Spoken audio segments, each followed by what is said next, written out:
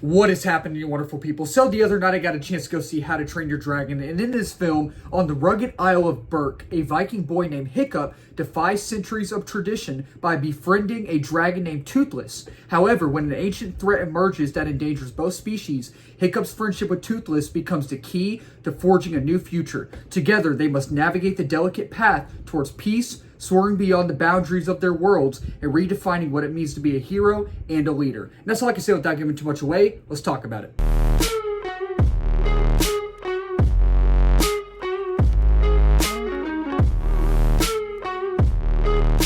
So I'm a few days late to this review, and I apologize about that. I have been at church camp all week. It's been a blast. I love going every year. But Friday night, we all went to go see, after camp, after it was done, we all went to go see, me and my friends, Nate, O'Shea, Ashley, Yuna, Davey, all of us went to go see How to Train Your Dragon. And when it comes to the How to Train Your Dragon films, you know, my mom told me that she tried to show me the films when I was younger, when I was little, but I really wasn't interested in those films, you know? But I don't think I've seen all of the first and second one, and I'm gonna watch them eventually. I promise, I will. But at the same time, I've probably seen them when I was little. It's just been a very long time. But the third one, The Hidden World, is arguably one of the greatest animated movies ever made. I absolutely love that film. I've only seen it once. I actually have it over here, but I need to rewatch it again. So when it comes to this film, I'm kind of going in blind, having not seen the first and second one, but having seen the third one, but after it being a long time.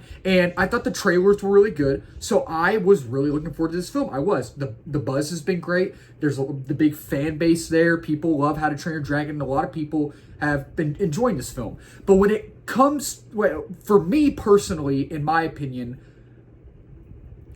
I thought it was okay. So first and foremost, talking about the positives, and then I will talk about the negatives, because even though I need to be positive, I need to be negative sometimes as well. So starting off with the positives, I think that this is going to be a shorter review because I am a few days late, and I have all my notes right here. So I think that Mason Thames as Hiccup is really good.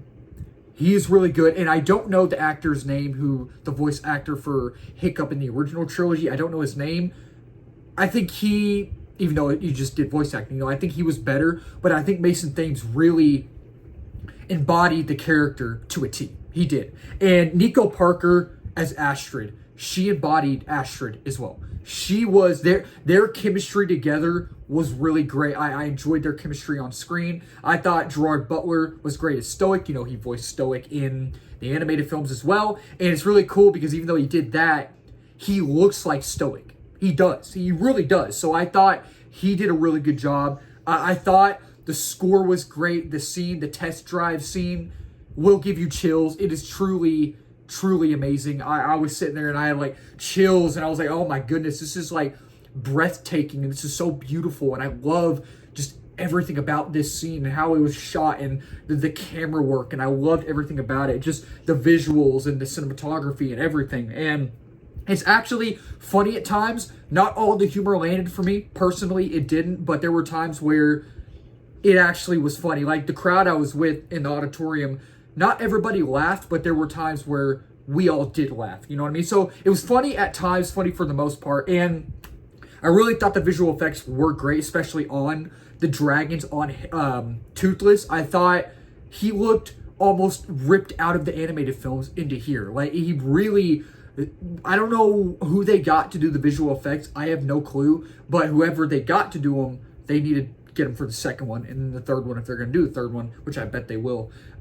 It was really good. It was. And I think that it's really, underneath it all, it's about a lot of things. It's about friendship. It's about acceptance. It's about fitting in. It's about love, because Hiccup, our main character, is this skinny kid who doesn't fit in, you know? And then you see the development, you see the progress of him becoming this popular character and this popular person in Berk. And it's really a cool, it's really a character study in a way, sort of. It's really a character study about Hiccup. And again, it's about friendship. It's about fitting in, acceptance, love. It's about all of those things. And it's shot beautifully.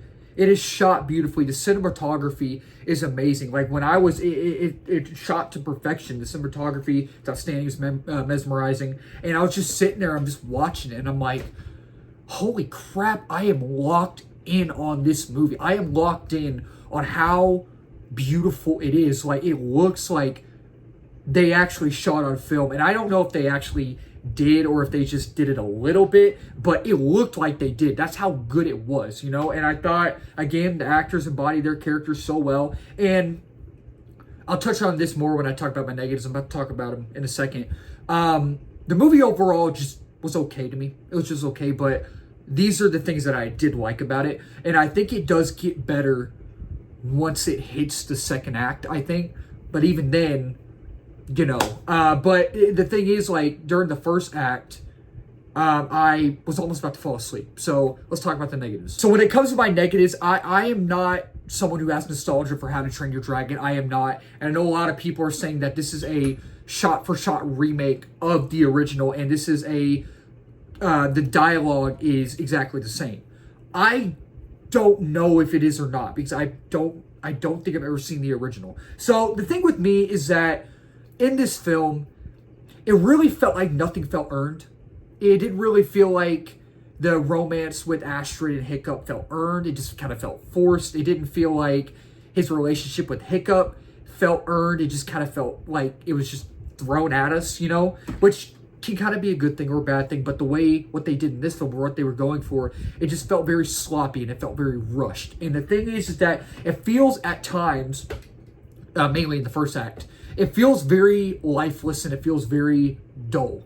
And it just, the first act is so, like, it's so all over the place. And it just, I was trying, I almost tapped out. I was so close to tapping out. Like, I was doing this on my chair and I was like zoning out like this, you know, and I could not stay awake. But the thing is, when it gets to the second act, when he puts his hand on Toothless' head, right? That's when I woke up. Like, I was like, oh, it's like an awakening. Like, I am in this now. And I thought the movie just overall was okay. Not horrible. It's not horrible by any stretch of the imagination. I just thought it was okay. You know, I was actually, at the same time, it got better. It got better. And the thing is, it's like, I honestly, I didn't find the narrative and the characters that interesting. I really didn't, in my opinion. And it just, I thought it was green screeny at times, you know. And the first act is rough. It is rough and rocky. It is. And it'll almost put you to sleep. It will. It'll almost make you want to tap out. And it felt like it was lacking something. It really felt like it was lacking something. And right now, to this day, after a few days of processing it, right, I can't figure out what it is. But it felt like it was lacking something. And the pacing isn't tight. It's not.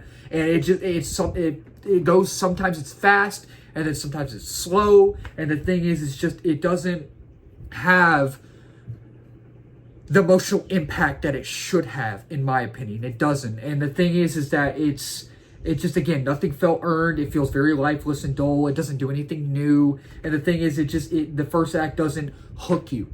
It doesn't hook you. And it just, again, doesn't have that emotional impact. And it's just, you know, again, felt like it was lacking something. And it's just, overall, I thought it was okay. So yeah, overall, with How to Train Your Dragon, as someone who does not have the nostalgia for How to Train Your Dragon, but as someone who absolutely loves one of them, The Hidden World, I was hoping I would really enjoy this film as, more, you know? But I just didn't. It just didn't have that power, and it just didn't have that oomph. It didn't have enough oomph to it, you know? So with How to Train Your Dragon, I'm going to give this film a 3 out of 5 stars. And with How to Train Your Dragon, I'll say use your time wisely. It's okay. Again, as someone who doesn't have nostalgia for it, as someone who is going to watch the first two eventually, I just ended up being okay with it. So that'll wrap up this video. Thank y'all so much for watching. If you're new to the channel, please don't forget to subscribe, like, comment, share in this video. We are at 960 subs. Next big milestone is 1K. Reaching that quickly, and 2K is the next one, and beyond that as well. And if you're new as well, I do movie reviews, TV show reviews, trailer reactions, movie live streams, movie news, movie rankings, all of that wonderful movie stuff under the movie umbrella. And let's talk about it down below in the comments. What did y'all think of How to Train Your Dragon? Did y'all like it? Did y'all not like it? Do y'all like the original trilogy best? If so, out of all 4 of them, which one is y'all's favorite? Which one is y'all's least favorite? Let's talk about it down below. Keep talking movies, wonderful people. Cheers.